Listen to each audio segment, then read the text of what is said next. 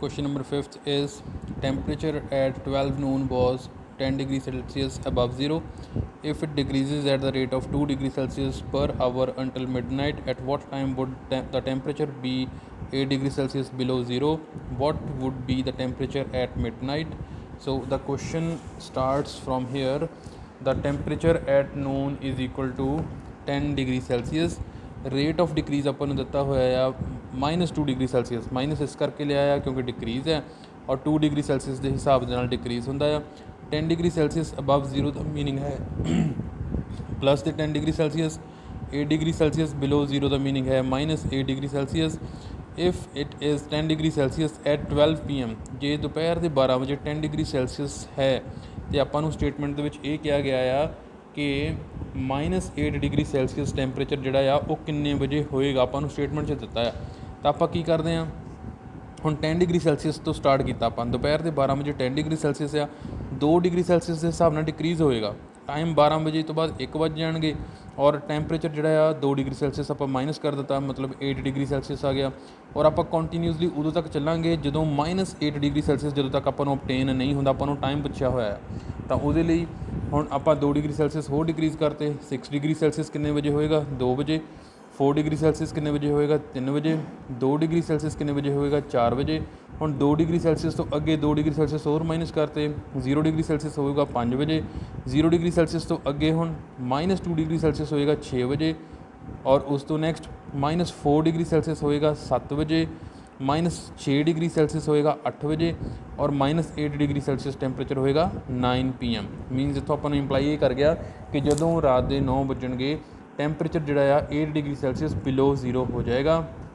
Next ਹੈ ਆਪਣੇ ਕੋਲ ਸਟੇਟਮੈਂਟ ਦੇ ਵਿੱਚ ਕਿਹਾ ਆ ਕਿ ਜਦੋਂ ਰਾਤ ਦੇ 12 ਵੱਜਣਗੇ ਉਸ ਵੇਲੇ ਟੈਂਪਰੇਚਰ ਕਿੰਨਾ ਹੋਏਗਾ।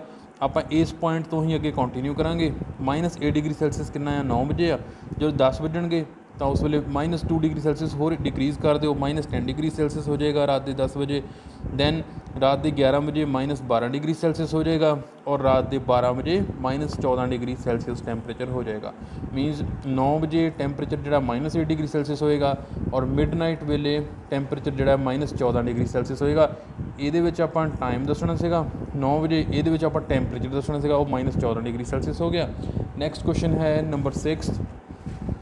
In a class test, +3 marks are given for every correct answer and -2 marks are given for every incorrect answer and no marks for not attempting any question. Radhika scored 20 marks if she has got 12 correct answers. How many questions has she attempted incorrectly? ਤਾਂ ਇਹਦੇ ਲਈ ਆਪਾਂ question ਕਰਦੇ ਹੈਗੇ ਆ ਕਿ marks for every correct answer +3, marks for every incorrect answer -2। ਤਾਂ ਪਹਿਲਾਂ ਆਪਾਂ ਰਾਧਿਕਾ ਦਾ ਕੈਲਕੂਲੇਟ ਕਰਦੇ ਹਾਂ ਕਿ ਉਹਦੇ ਕਿੰਨੇ ਕੁਐਸਚਨਸ ਜਿਹੜੇ ਹੈਗੇ ਆ ਉਹਨੇ ਇਨਕਰੈਕਟਲੀ ਅਟੈਂਪਟ ਕੀਤੇ ਆ। ਆਪਾਂ ਪਹਿਲਾਂ ਆਪਾਂ ਨੂੰ ਗਿਵਨ ਹੈ ਕਿ ਰਾਧਿਕਾ ਦੇ ਸਕੋਰ 20 ਹੈਗੇ ਆ, ਅਤੇ ਸ਼ੀ ਅਟੈਂਪਟਡ ਕਰੈਕਟ ਆਨਸਰਸ 12, ਉਹਨੇ 12 ਕਰੈਕਟ ਆਨਸਰਸ ਕੀਤੇ ਹੈਗੇ ਆ। ਆਪਾਂ ਸਪੋਜ਼ ਕਰ ਲਿਆ ਕਿ ਉਹਨੇ ਇਨਕਰੈਕਟ ਆਨਸਰਸ ਜਿਹੜੇ ਆ ਐਕਸ ਸਪੋਜ਼ ਕੀਤੇ ਆ। ਤਾਂ ਆਪਾਂ ਸਟੇਟਮੈਂਟ ਦੇ ਅਕੋਰਡਿੰਗਲੀ ਹੁਣ ਜੇ ਕਰੈਕਟ ਆਨਸਰ ਆ ਤਾਂ ਉਹਦੇ ਲਈ 3 ਮਾਰਕਸ ਮਿਲਦੇ ਆ। ਤਾਂ ਉਹਨੇ ਕਿੰਨੇ ਕੀਤੇ ਹੈਗੇ?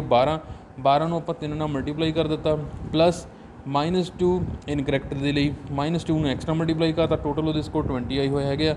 12 ਨੂੰ 3 ਨਾਲ ਮਲਟੀਪਲਾਈ ਕੀਤਾ 36 ਆ ਗਿਆ, ਪਲੱਸ ਮਾਈਨਸ 2 ਨੂੰ ਐਕਸਟਰਾ ਮਲਟੀਪਲਾਈ ਕੀਤਾ 2x = 20, 36। ਹੁਣ ਆ ਇਕੁਅਲ 20 ਆ, ਇਹ ਜਦੋਂ ਇਕੁਅਲ ਦੇ ਇੱਧਰ ਆ ਜਾਏਗਾ ਤਾਂ ਮਾਈਨਸ ਦਾ ਹੋਏਗਾ, ਮਾਈਨਸ ਦੇ 2x = ਪਲੱਸ ਦੇ 2x ਹੋ ਜਾਣਗੇ, ਜਿਹਨੂੰ ਆਪਾਂ ਬਾਈ ਟਰਾਂਸਪੋਜ਼ ਮੈਥਡ ਕਹਿੰਦੇ ਹੈਗੇ ਆ। 36 - 20 = 2x। 36 ਚੋਂ ਆਪਾਂ 20 ਮਾਈਨਸ ਕਰਤੇ, ਆਪਣੇ ਕੋਲ 16 ਆ ਗਿਆ। 16 = 2x। ਹੁਣ ਉਦੋਂ ਆਪਾਂ ਅਗਲੇ ਸਟੈਪ 'ਚ ਕੀ ਕਰਦੇ ਹਾਂ, 16 ਨੂੰ 2 ਨਾਲ ਡਿਵਾਈਡ ਕਰ ਦਿੱਤਾ, ਆਪਣੇ ਕੋਲ x ਆ ਗਿਆ 8। ਮੀਨਸ ਉਹਨੇ ਕੀ ਕੀਤਾ, ਉਹਨੇ 8 ਕੁਐਸਚਨ ਜਿਹੜੇ ਇਨਕਰੈਕਟ ਕੀਤੇ ਹੋਏ ਆ। ਇਹ ਆਪਣੇ ਕੋਲ ਰਾਧਿਕਾ ਦਾ ਆ ਗਿਆ।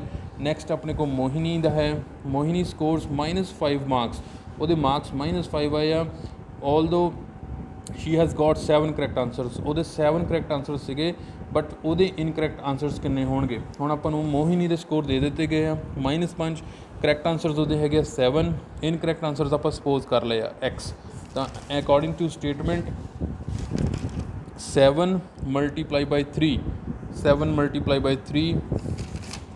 21 plus x multiplied by -2 is equal to -5. Statement ਦੇ accordingly 21 - 2x is equal to -5, minus ਦੇ 5 ਇਕੁਅਲ ਤੋਂ ਇੱਧਰ ਆ ਗਏ, प्लस दे 5 माइनस दे 2x इधर चल गए प्लस दे 2x 26 is equal to 2x 2x is equal to 26 x is equal to 26/2 solve करता 13 मीनस उन्हें इनकरैक्ट आंसर्स दिते 13 ਜਿਹਦੇ ਕਰਕੇ ਉਹਦੇ ਆਂਸਰ ਜਿਹੜੇ ਟੋਟਲ ਦਾ ਸਕੋਰ ਆਇਆ ਉਹ -5 ਆਇਆ। ਲਾਸਟ ਕੁਐਸਚਨ ਆਪਣੇ ਕੋਲ ਇਸ ਐਕਸਰਸਾਈਜ਼ ਦਾ ਹੈ an elevator descends into a mine shaft at the rate of 6 meter per minute. If the descent starts from 10 meter above the ground level, how long will it take to reach -350 meter? Question ਹੈਗਾ ਆ ਆਪਾਂ ਨੂੰ rate ਦਿੱਤਾ ਆ 6 metre ਪਰ minute means ਜਿਹੜੀ elevator ਹੈ 1 minute ਦੇ ਅੰਦਰ 6 ਮੀਟਰ ਉਹ ਨੀਚੇ ਜਾ ਰਹੀ ਹੈਗੀ ਆ। Dissent starts from above the ground ਆਪਾਂ ਜੇ ਡਾਇਗਰਾਮ ਬਣਾ ਲਈਏ ਆ ਗਰਾਊਂਡ ਲੈਵਲ ਹੈ ਔਰ 10 ਮੀਟਰ ਅਬਵ ਤੋਂ ਐਲੀਵੇਟਰ ਸਟਾਰਟ ਹੋਏਗੀ 10 ਮੀਟਰ ਅਬਵ ਤੋਂ ਔਰ ਜਾਏਗੀ ਕਿੱਥੇ ਗਰਾਊਂਡ ਲੈਵਲ ਤੋਂ ਨੀਚੇ ਮੀਨਸ -350 ਮੀਟਰ ਨੀਚੇ ਜਾਏਗੀ ਉਹ ਤਾਂ ਇਹਦੇ ਲਈ ਆਪਾਂ ਮਾਈਨਸ ਸਾਈਨ ਲਗਾਇਆ ਹੋਇਆ। ਆਪਾਂ ਜਦੋਂ ਡਿਸਟੈਂਸ ਚੈੱਕ ਕਰਨਾ ਆ 10 ਹੁਣ ਕਿਉਂਕਿ ਗਰਾਊਂਡ ਦੇ ਅੰਦਰ ਦੀ ਆਪਾਂ ਗੱਲ ਕਰਦੇ ਪਏ ਹਾਂ ਤਾਂ ਮਾਈਨਸ ਸਾਈਨ ਔਰ -350 ਮੀਟਰ ਇਹਨਾਂ ਦੋਨਾਂ ਨੂੰ ਆਪਾਂ ਮਾਈਨਸ ਪਲੱਸ ਕਰਤਾ 10 + 350 ਮੀਟਰ ਇਜ਼ ਇਕੁਅਲ 360 ਮੀਟਰ। ਆਪਾਂ ਟਾਈਮ ਚੈੱਕ ਕਰਨਾ ਕਿ ਇਸ ਪੁਆਇੰਟ 'ਤੇ ਕਿੰਨੇ ਵਜੇ ਉਹ ਪਹੁੰਚੇਗੀ।